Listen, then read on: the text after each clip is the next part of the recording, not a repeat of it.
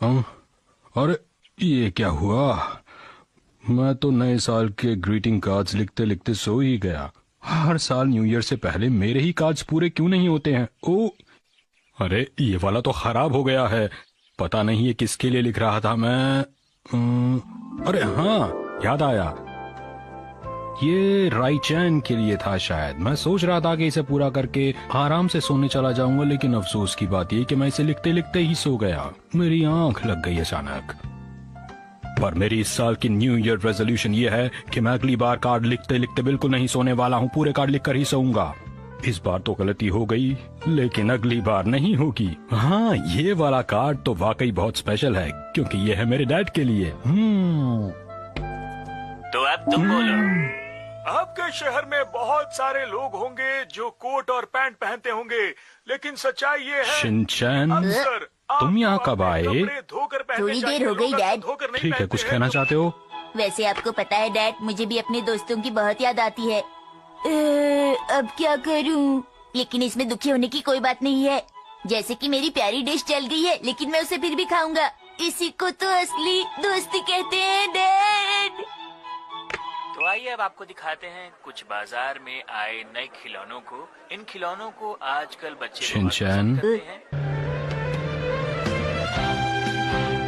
मैंने तो सुबह ही इसे न्यू ईयर का गिफ्ट दे दिया था, फिर क्या हुआ? देखो मित्सी, शिनचैन अब एक बड़ा भाई बन गया है, इसलिए ये गिफ्ट इसे फ्यूचर में अच्छा बनने में मदद करेगा। अजीब बात है।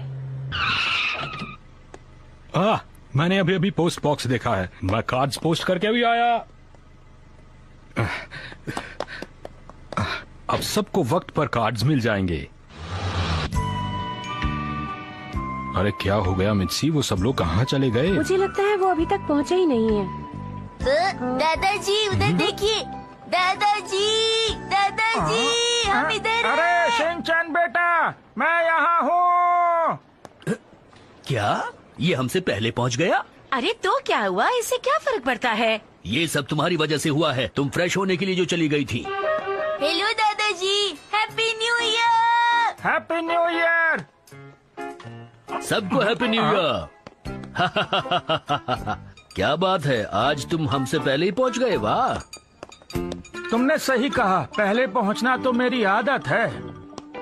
वैसे तो हम लोग भी टाइम पर ही पहुंच गए थे, बस थोड़ा सा फ्रेश होने के लिए बीच में रुक गए थे, इसीलिए हमें देर हो गई। तुम बहाने बना रहे हो ना? हाँ ऐसा ही है। मेरे पीछे रहो तुम। फालतू बातें मत करो। ये कभी नहीं बदलेंगे।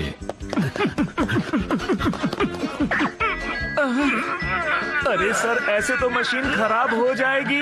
मेरी समझ में नहीं आ रहा, आप लोग रेस क्यों लगा रहे हैं? बेटी, मैं तो बहुत आराम से चल रहा था, इन्होंने दौड़ लगानी शुरू कर दी। ऐसा क्यों करते हो तुम? नहीं, ये मैंने नहीं, ये तुमने शुरू किया था। ये तुम्हारी याद सभी है, लोग तुम हमेशा हंसी ऐसा हैं, करते हो, अब शुरू तुम्हें होता ऐसा है नहीं पहला करना चाहिए। राउंड। अरे तुम्हारे मुकाबले मेरे पैर लंबे हैं और तुम्हें लगता है कि मैं भाग रहा था। कम से कम न्यू ईयर के वक्त तो मैं रिलैक्स करना चाहता था। अगर यहीं पर इनका ये हाल है तो ये घर पहुंचकर क्या करेंगे हैरी? मेरी समझ में नहीं आ रहा, क्या करें? अरे इन्हें इनके हाल पर छोड़ दो। और आप भी ख्याल रखा कीजिए हैरी, हिमावारी के सामने जरा ठीक से पेश आया कीजिए। मैंने क्या किया? अच्छा, आप सबका यहाँ आने के लिए बहुत बहुत शुक्रिया। मुझे लगता है कि सफर लंबा था, आप लोग थक गए होंगे। देखिए, सब लोग एक साथ कार में नहीं जा सकते, इसलिए कुछ को टैक्सी में आना पड़ेगा। मैं टैक्सी में नहीं जाना चाहता, इससे अच्छा होगा कि मैं ट्रेन से ही चला जाऊं। ये तो तुमने बिल्कुल सही बात कही। तुम ट्रेन से घर वापस चले जाओ, हम जरूरी लोग हैं, हम जाएंगे। अच्छा, तो ये मतलब है। तो पहले हम ये फैसला कर लें कि कौन सबसे ज्यादा जरूरी है। चुप हो जाइए। कम से कम मैं तो जाऊंगा ही, क्योंकि कार तो मैं ही ड्राइव करूंगा ना। बच्चों का ख्याल रखने के लिए मुझे भी तो जाना होगा ना। और मैं नए साल का खाना बनाने में मिसी की मदद करने वाली हूँ। मैं भी तुम लोगों की मदद करूंगी। और मैं हिमावारी को क्वांटम की कहानी पढ़ के सुनाऊंगा। मैं तो सोच कर आया हूँ कि बच्चों को अच्छी कहानियाँ सुनाऊंगा। मुझे पूरा यकीन है कि ये झूठा बहाना बना रहा है। इन तीनों को ले जाना जरूरी नहीं है।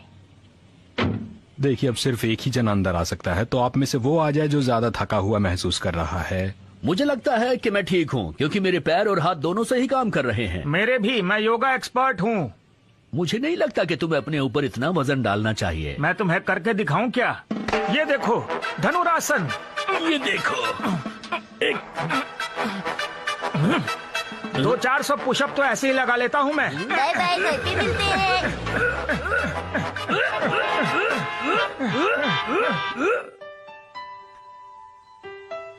खुशबू अच्छी आ रही है ना?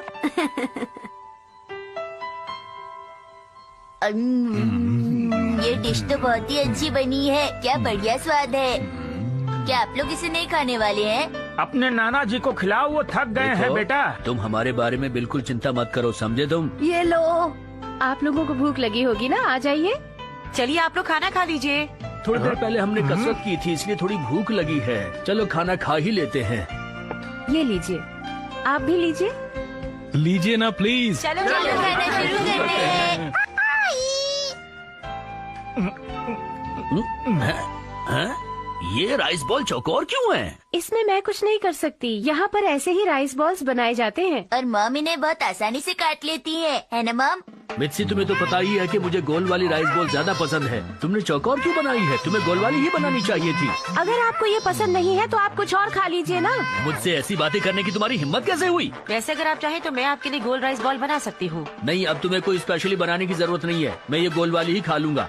देखो, खाना खाते वक्त बोलना अच्छी बात नहीं है। चौकोर वाली मुझे पसंद है, चाहो तो तुम्हें गोल दे देंगे। तुम चाहे जो भी बोलो, लेकिन तुम्हें पता है मुझे हमेशा से गोल वाली ही पसंद है। एक बात बताऊं, राइस बॉल हमेशा चौकोर होती है। चलो यहाँ से चलते सही हैं। कहा। आज तो दादाजी जीतेंगे। क्या नहीं बोल रहे नहीं, हो? तुम्हें देखकर कुछ तो पता भी लगता है है? कि नाना हाँ, जी भी सब जीत पता है सकते मुझे। हैं। कुछ देखो, भी मुझे सब कहना दिखाई दे मुश्किल रहा है। है। अच्छा, दोनों खिलाड़ियों के खाना तो दिमाग चला गर्म गया, हो क्या चुके दिखाई हैं। दे रहा है दर्शकों तुम्हें? गौर से बंद करो, देखिए। चुप हो जाओ, वरना अपनी मैं नाक बर्दाश्त से बाहर हो कान जाऊंगा। खुले रखिए। धरना फैसला छोड़ो, किसी भी चुप वक्त रहो। हो सकता है। इस बार ये खत्म हो जाए, इसके बाद मैं तुम्हें बिल्कुल नहीं छोड़ूंगा। बहुत बोलती हो तुम। मेरी आदत है।